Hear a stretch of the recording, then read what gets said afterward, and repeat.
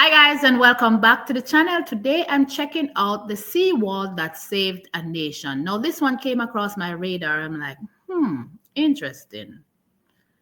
Well, I'm about to learn something new. So I'm getting this one from the B1M. The link will be in the description. Please go over and show them some love. Tell them your island girl sent you. So I'm like, I was intrigued just with the title. So I think I'm in for a treat with this video. So if you're new here, welcome. Don't forget to hit the like and consider hitting the subscribe button. Let's get into this video. To all my regular schmegalers, day one, superstars with the pools, thank you for clicking and always being here with the girl. Here we go. Oh, before I click, there's a join button on my channel. If you wish to support the channel in another way, once you click that join button, you'll see all the exclusive perks that are offered when it comes onto the channel. All right, so here goes. The B1M. Constructed more than 85 years ago to protect low-lying areas of the Netherlands from flooding, the Haveflow dike is a true wonder of engineering. Spanning 32 kilometres and holding back the Wadden Sea, the project was one of the largest engineering feats of its time and is credited with saving large parts of the country from catastrophic flooding in 1953. But oh my word, I'm looking at this and I'm like, as far as the eyes can see, all I'm looking at is like an island between the sea. Jeez, guys. Wow. But while the Haveflow dike has stood firm for almost a century, rising sea levels and stronger storms mean Dutch authorities are now investing $617 million to strengthen the structure so it can withstand a 1 in 10,000 year storm.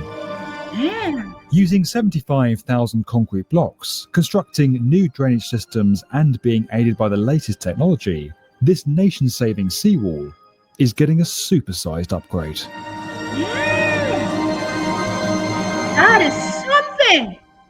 When works first started in 1927, the construction of the Haveflow dike was one of the largest undertakings of its kind anywhere in the world, with more than 36 million cubic meters of material needed to span the 32-kilometer mouth of the Zuiderzee. Starting in 4 locations along the length of the dike, ships began dredging material and depositing it directly onto the sea floor until it breached the surface. Wow, that's crazy. Can you imagine taking the material and dropping it on the sea floor until you actually can see it on the top of the water? From 19, that's a long time, you know? I'm telling you, the imagination of man, the skill of man when you think about a lot of things. Because I'm like, I'm looking at this bridge and I'm like, this is crazy. We're running 32 kilometers, he said, long. And I'm like, yikes. Blocks were used to strengthen the dike, and it was raised to its final height with sand and clay before being topped with grass to hold the surface material together. Rising 7 meters above sea level and sitting 90 meters wide, the seawall enabled the construction of a causeway directly connecting North Holland with Friesland, drastically reducing travel time between the two provinces. While the site typically employed 4,000 to 5,000 workers each day, the end of the project saw 10,000 workers, 27 dredgers, 13 floating cranes, and 132 barges work carefully timed shifts to feverishly close the wall. Wow, 7,000 workers a day. That's crazy. Floating cranes. Let's listen to this again, guys. Let's back it up. 10 seconds. Here we go. 1,000 workers, 27 dredgers, 13 floating cranes, and 132 barges work carefully timed shifts to feverishly close the wall at low tides. On the it has to be done within low tides in order for it to work.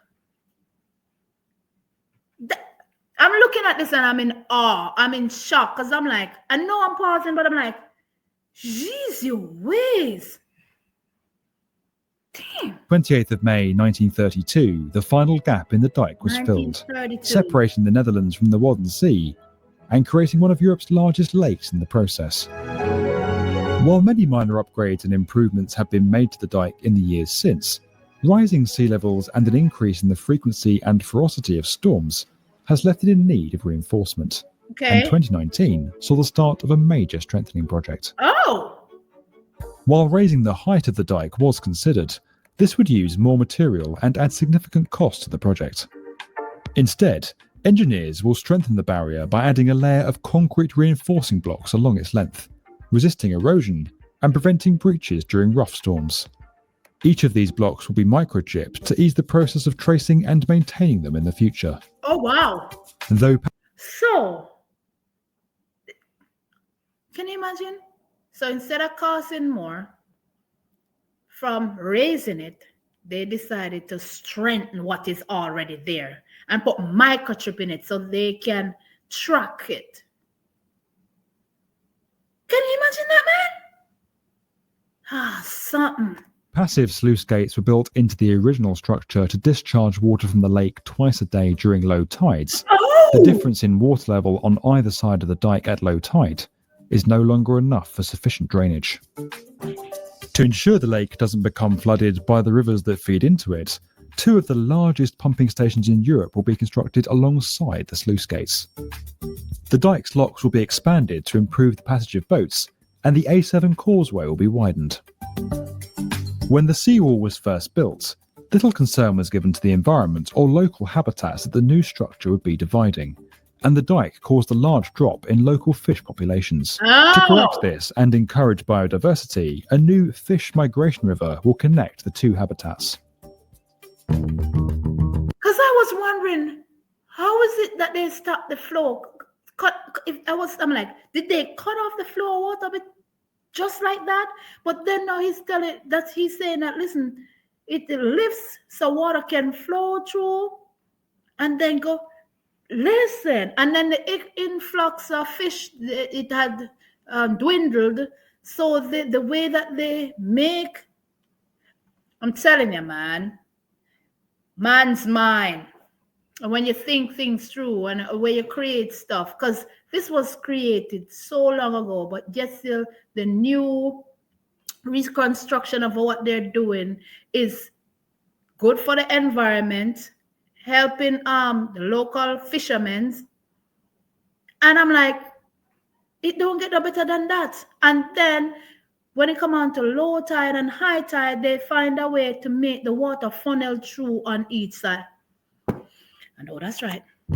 The sheer scale of this scheme means that over 500 architects, civil engineers and contractors are all collaborating throughout the design and pre-construction phases from different geographic locations. When the dike was first constructed, this simply wouldn't have been possible. Design coordination would have taken place in person, with engineers comparing paper drawings and updating hand-drawn information as changes were made. The contrast with today couldn't be more stark. To avoid mistakes which could cost time and money if discovered out on the seawall itself, the team are using Autodesk's BIM 360 model coordination platform. Uploading their design models into a shared environment online enabled the team to coordinate them and run automated clash detection, identifying any errors in the model before works commenced on site. This approach... That makes sense. So it took from not causing any catastrophe from when they're actually working. So they're corresponding in real time, checking out and making sure that everything is okay before they actually start the process. So they say, listen, where could this go wrong if we put this here or we do this? So when they share the model or what they're doing with each other in real time, they can correct that so it don't cost them more. Smart. Which also gave the project team greater insight and understanding, improving quality and speeding up design iterations. The team used Autodesk's Assemble software to track, manage and visualize quantity changes between models, improving efficiency and cutting change management time in half. The use of a common location online to share and store design information ensures that engineers and contractors can always access and work from the latest information, further cutting the risk of errors occurring during construction. The clever reinforcement of this 1920s seawall, enabled by 2020s technology, is likely to prove a powerful example to other countries in the years ahead, as our planet grapples with a changing climate. Yep. Due to fully complete in 2023 and not require further major upgrade works until at least 2050, the seawall that saved a nation is likely to go on protecting it for decades to come. To learn more about how the Offshore Dike project team was supported by Autodesk, click the link below. And if you enjoyed this video, subscribe to the B1M. That was amazing. Just sitting here and watching this and listening and learning that is amazing. I'm telling you, the mind of man, technology is something else. I realize it. I'm sitting here, I'm like, not again. They don't have to worry about it again until 2050.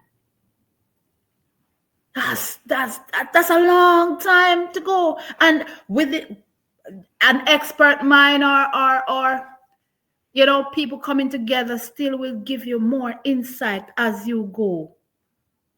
But can you imagine the short time it cut down from one place to the next? And I'm looking at it, I'm like, that's a long trek across, Makes me nervous just looking at it. I'm one of them guys, bridges and driving, and all I can see is water from left to right on both sides of the road. Makes me nervous. That's just me when I'm driving. Okay, it just make me tummy feel weird. I don't like driving and seeing cliffs, drop-off points. I don't like being on a bridge. I don't like driving and there's just water on both sides and there's just a road in between. Stuff like that scares me. But I'm sitting here and I'm watching this and I'm like, oh my word, the seawall that saved a nation from 1920. That's a long time ago to come up with an idea like that within low tide and say, listen to me, man. Low tides will fill it in and then compact it. And then when it reached to the level that we can see it above the water, they put grass to hold it together. And then I'm like, it's just crazy. And see how far across it is. And then how many workers that it took each day to get that done. Just imagine. And when they were working at that time, they just had to build. They didn't have the communication level like they had now with the internet and different graphic stuff to look at and say, listen, if we make a mistake here, what will happen or what will go wrong? They didn't have that. They had to do it as they go. And everybody, like he said, was doing it on their section. They were coordinated. And they had people. Man, that's amazing, though. I gotta give it. That's amazing. To sit here and watch. The Netherlands is a beautiful country. Hi, beautiful. Say hi. And there's Kairos. Oh, sorry, Mom, that's Jude. I said subscribe. Okay. I said subscribe and you didn't listen to me. I didn't? No. I'm sorry. Say, go ahead and subscribe, please. Subscribe. Subscribe. And like. Like. And thank you for watching. Thank you for listening. And here's Jude. Like, subscribe. Thank you, Raya. I appreciate that. Well, you, Mom. Out of the mouth of babes. Ow. It's your online girl. I'm sorry. And I'm running out of here. What happened? Did you bite your inner lip? I bite the popcorn in the room, and I bite the tiny piece, the yellow one. Okay. It hurts. I'm sorry it hurt. I love you. It will feel better soon.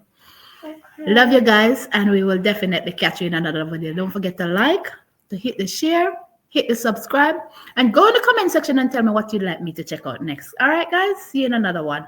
Bye. Become a member. Bye, guys. Become a member, says Jude. Yes, guys. Bye. Bye.